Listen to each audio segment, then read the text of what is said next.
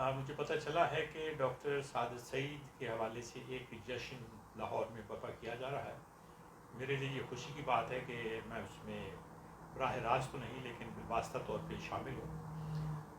Doctor Sadiq Saeed बड़े बाप के बड़े बेटे हैं।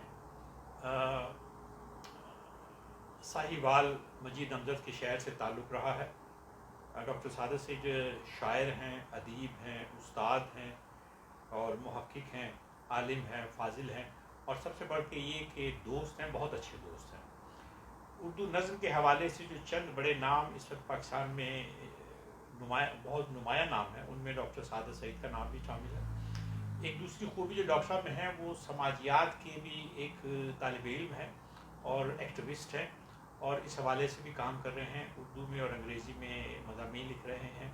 तुर्की में इकबाल शेर पे भी रहे हैं और उस हवाले से भी जो काम उन्होंने किया है वो भी काबिल क़द्र है।